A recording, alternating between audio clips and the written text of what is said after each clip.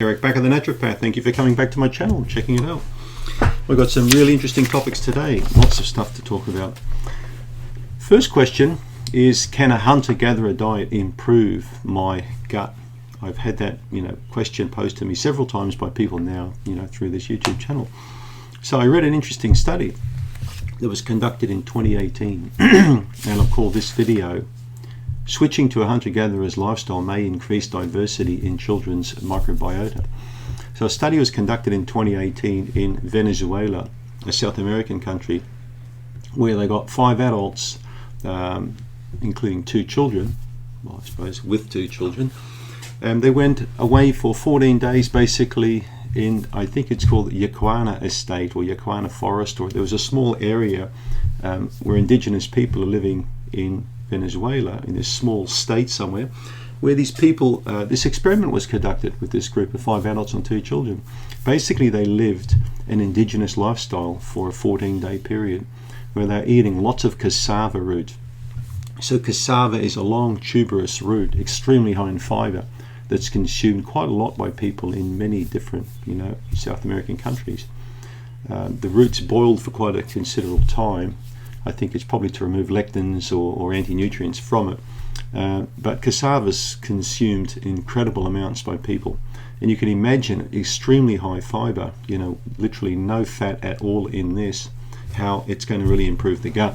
So all-day snacking was recommended on cassava and also fruits.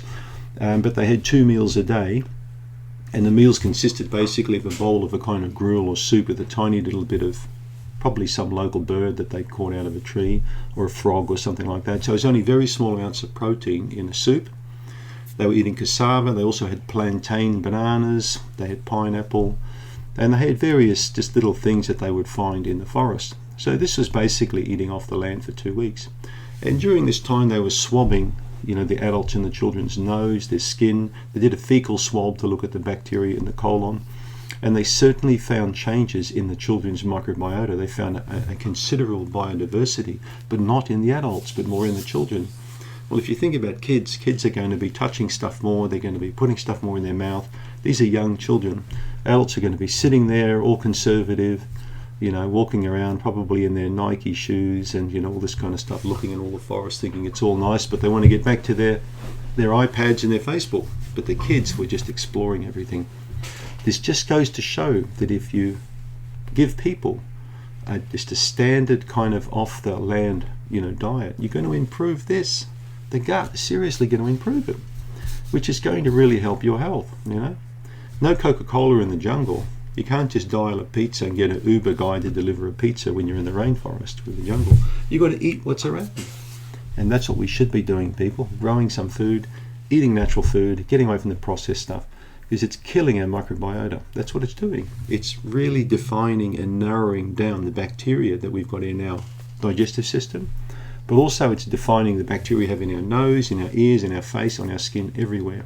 It's all being defined by our environment, including what you eat. That's why it's good to eat natural food and be outside more and touch the soil with your hands more and actually walk bare feet on the soil to increase your microbiota diversity as well. That's what I wanted to say. Thanks for tuning in as usual.